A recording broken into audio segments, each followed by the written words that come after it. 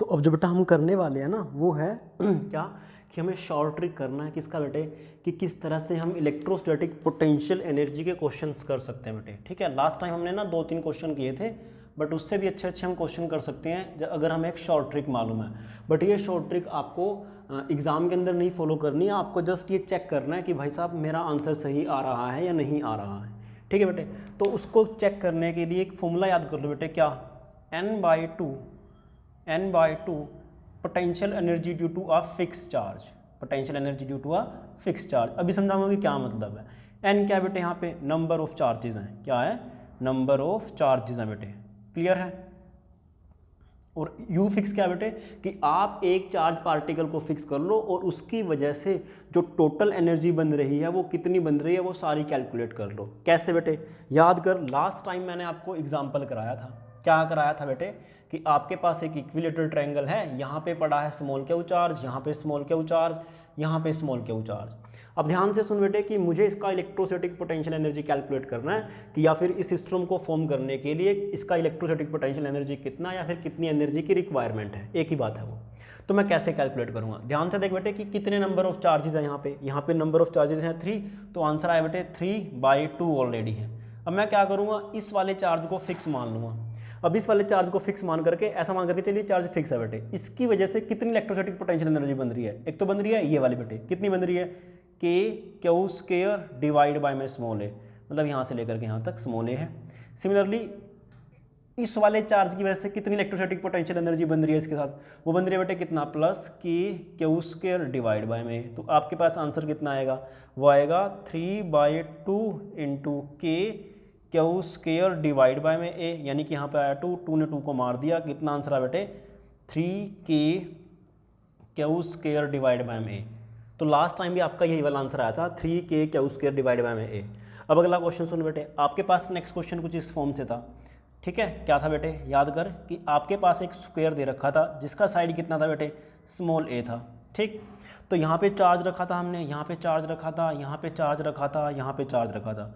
तो मैंने फिर से आपको क्वेश्चन किया था कि इस सिस्टम को फॉर्म करने के लिए कितना इलेक्ट्रोस्टैटिक पोटेंशियल एनर्जी का रिक्वायरमेंट है, या फिर इस सिस्टम की कितनी इलेक्ट्रोस्टैटिक पोटेंशियल एनर्जी है। फिर से वही कहानी, आप क्या करो बेटे, एक चार्ज को फिक्स कर दो।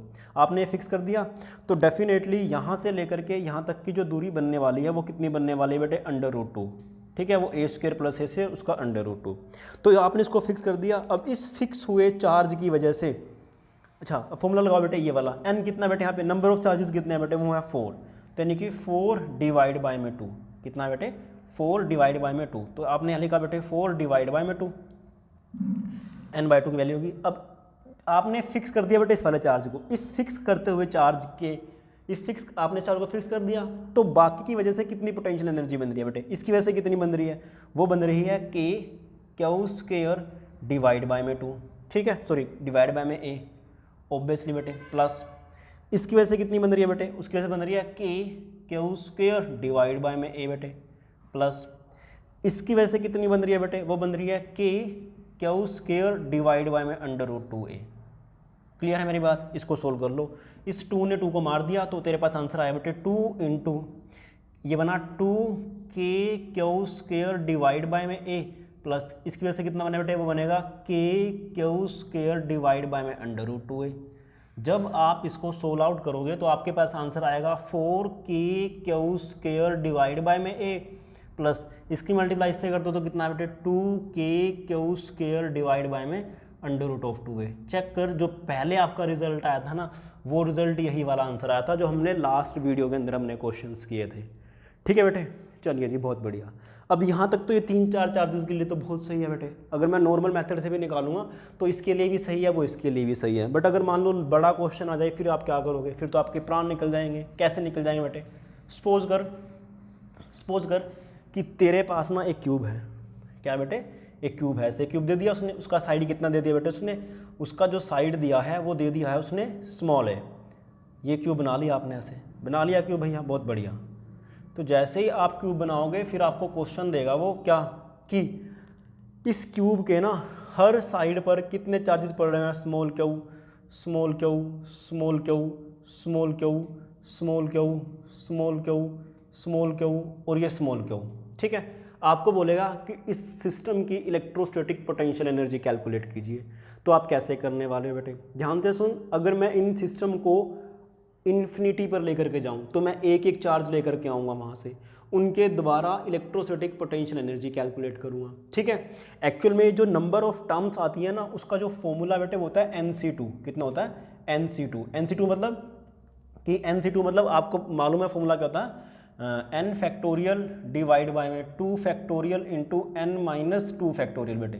तो नंबर ऑफ टर्म्स जो आती हैं वो ये वाली आती हैं। ध्यान से सुन बेटे कि जब आपके पास थी n, क्या यहाँ पे नंबर ऑफ चार्जेस हैं, तो जब नंबर ऑफ चार्जेस थे तेरे पास 3 टर्म्स आई थी, तेरे पास आई थी नहीं आई थी, 3 टर्म्स आई थी।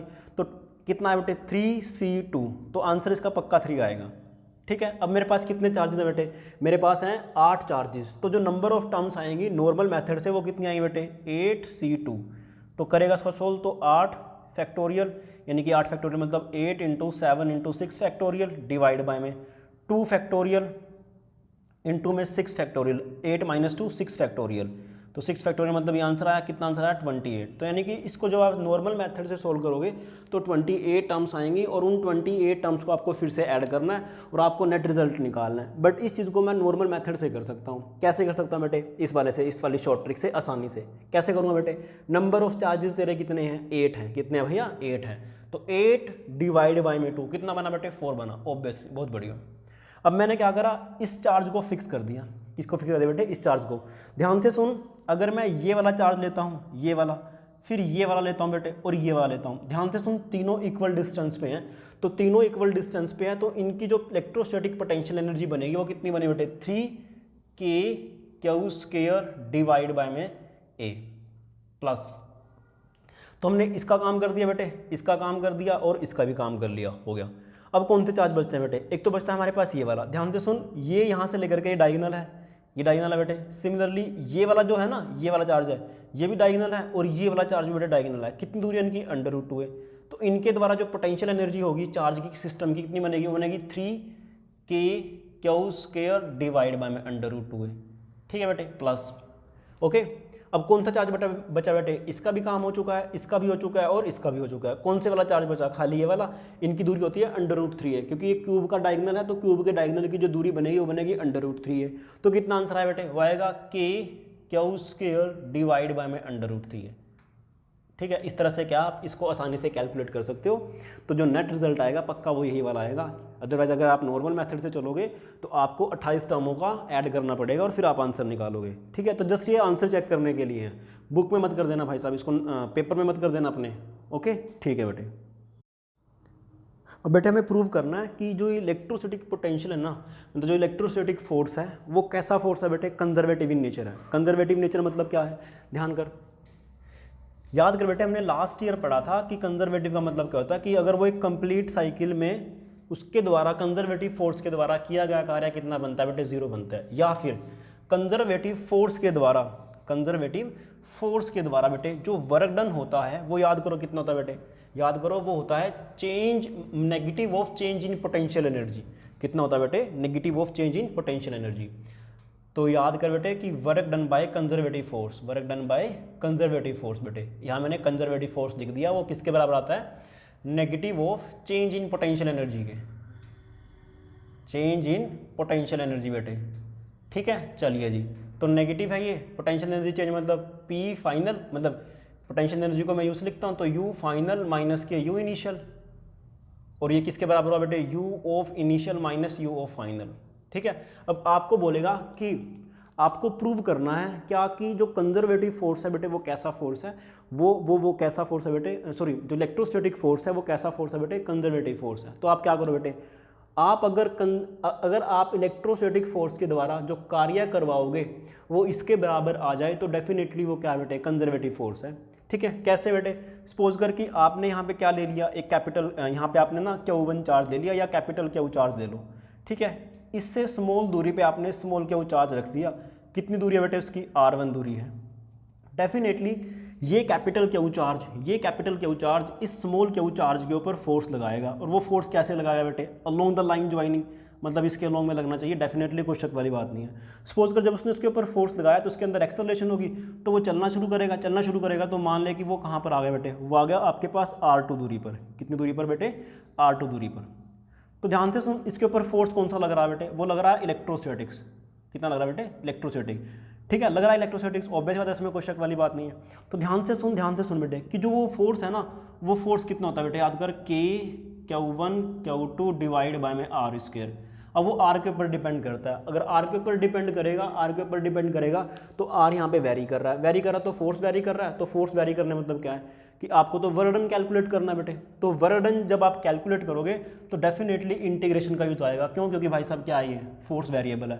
तो सपोज कर बीच में कोई ना कोई दूरी हमने क्या मान ली, हमने dx मान ली। कितनी मान ली बेटे, dx मान ली। अब इस dx का डायरेक्शन किस तरफ है, राइट साइड के अंदर है, क्योंकि चार्ज पार्टिकल ये तेरा स्मॉल क्यू चार्ज इस साइड से इस साइड जा रहा है। सिमिलरली जो इलेक्ट्रोस्टैटिक फोर्स लगेगा वो कितना लगेगा बेटे, वो भी राइट साइड में लगने वाला है, ऑब्वियसली बेटे, कोई दिक्कत वाली बात नहीं है। ठीक है, मान लेते हैं कि इसकी जो दूरी है ना इस टाइम कितनी है बेटे, वो x है, स्मॉल x है। कितनी दूरी है, स्मॉल x है।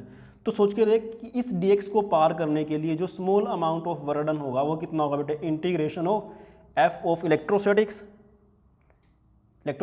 इनटू में dx बेटे।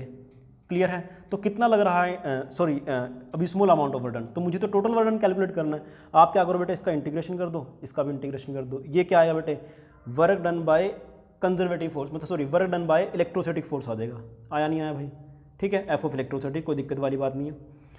तो कितना आएगा, ध्यान सुन, फोर्स इलेक्ट्रोस्टैटिक कितना बेटे यहाँ पे, वो है K capital Q small Q divide by में x², इंटीग्रेशन ऑफ कितना बेटे, ये dx है।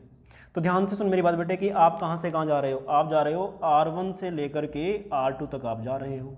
ठीक है, इसको सोल्व आउट कर ले भैया। सोल्व आउट जब तू करेगा कितना आंसर आएगा बेटे, वो आंसर आएगा कि कैपिटल Q स्मॉल Q तो कांस्टेंट है, वो आगे बाहर। ठीक है, आपको जस्ट क्या करना है, आपको इंटीग्रेशन करना है किसका बेटे, 1/x² इंटू में dx का। कहाँ से कहाँ तक बेटे, R1 से लेकर के R2 तक। तो जब आप इसको सोल्व आउट करोगे तो आपके पास आंसर आएगा कि capital Q small Q integration होता है कितना बेटे, -k1/x। कितना होता है, -k1/x। तो -k1/x का मतलब क्या, R1 से आप कहाँ गए बेटे, R2 तक गए हो। जब आप वैल्यू पुट करोगे इसकी R2 - R1 तो नेगेटिव है, तो नेगेटिव की वजह से R1 पहले आ जाएगा। कितना है बेटे, कि capital Q small Q 1/R1 - 1/R2। ठीक है, तो ध्यान से देख बेटे, ये जो वर्क डन आ रहा है इलेक्ट्रोस्टैटिक्स फोर्स की वजह से वो कितना आ रहा है बेटे, K capital Q small Q divide by में R1 minus K capital Q small Q divide by में बेटे कितना, स्मॉल R2। ध्यान से देख बेटे, ये क्या है, ये सिस्टम की इनिशियल इलेक्ट्रोस्टैटिक पोटेंशियल एनर्जी है। तो मतलब इसको मैं क्या लिख सकता हूँ बेटे, U ऑफ I लिख सकता हूँ, माइनस ये क्या है बेटे, सिस्टम की कौन सी वाली एनर्जी है बेटे, फाइनल इलेक्ट्रोस्टैटिक पोटेंशियल एनर्जी है। इसको मैंने क्या लिख दिया बेटे, यू फाइनल। अभी आपको मैंने बोला कि अगर कोई फोर्स कंजर्वेटिव है तो कंजर्वेटिव फोर्स के द्वारा जो किया गया कार्य होगा वो किसके बराबर आएगा बेटे, you initial minus you final के, तो वो उसके बराबर आ रहा है। तो इससे ये प्रूव होता है क्या, कि जो आपका इलेक्ट्रोस्टैटिक फोर्स है ना, उसका जो नेचर है वो कैसा बेटे, कंजर्वेटिव इन नेचर है। कैसा नेचर है उसका, कंजर्वेटिव इन नेचर है। क्लियर है मेरी बात बेटे। अब ध्यान से सुनो, जब भी आप electrostatic potential energy find out करते हो या फिर जब भी आप पोटेंशियल एनर्जी को डिफाइन करते हो ना, तो आप एक रेफरेंस लेवल मानते हो और उस रेफरेंस लेवल के ऊपर जो इलेक्ट्रोस्टैटिक पोटेंशियल एनर्जी होती है वो कितनी होती है बेटे, जीरो होती है। कितनी होती है, वो जीरो होती है। ठीक है, तो याद कर जब हमने 11th क्लास में भी हमने किया था तो हम अर्थ सरफेस जो लेते थे ना, वहाँ पे जो पोटेंशियल एनर्जी या फिर ग्रेविटेशन पोटेंशियल एनर्जी कितनी मानते थे बेटे, जीरो मानते थे। तो अब की बार क्या बेटे, आप क्या करते हो, आप इन्फिनिटी पर इलेक्ट्रोस्टैटिक पोटेंशियल एनर्जी कितनी मानते हो बेटे, जीरो मानते हो। कितनी मानते हो, जीरो मानते हो। तो मैं क्या करता हूँ बेटे, अगर R2 का वैल्यू मैं कितना कर दूँ, इन्फिनिटी पुट कर दूँ। तो इन्फिनिटी पुट करने का मतलब क्या है कि जैसे आप इन्फिनिटी पुट करोगे तो ये जो वर्क डन होगा वो किसके बराबर बन जाएगा बेटे, वो W बराबर मतलब इलेक्ट्रोस्टैटिक W बराबर किसके बराबर, K capital Q small Q divide by में R1 को मैंने कितना मान लिया, R ही मान लिया, K capital Q small Q divide by बेटे कितना स्मॉल आर। ये बेसिकली किसके बराबर आया, इलेक्ट्रोस्टैटिक पोटेंशियल एनर्जी के बराबर आया। किसके बराबर आया ये, इलेक्ट्रोस्टैटिक पोटेंशियल एनर्जी के बराबर ही आया। क्लियर है मेरी बात बेटे? चलिए जी, बहुत बढ़िया, शाबाश। तो इस बात से ये प्रूव होता है बेटे क्या, कि जो इलेक्ट्रोस्टैटिक फोर्स है ना वो कैसा फोर्स है, कंजर्वेटिव फोर्स है। तो आप इसको एक क्वेश्चन की फॉर्म में भी लिख सकते हो कि prove that electrostatic force is conservative in nature. ठीक है, तो इस तरह से आप इसको प्रूव कर सकते हो, कोई शक वाली बात नहीं बेटे। बुक के अंदर चाहे कुछ और लिख रखा, कोई दिक्कत वाली बात नहीं, बट तुम ये वाला मेथड फॉलो करो तो तुम उससे लगेगा, सामने वाले को लगेगा कि आपको नॉलेज तो है भैया। ओके जी, बहुत बढ़िया, थैंक यू।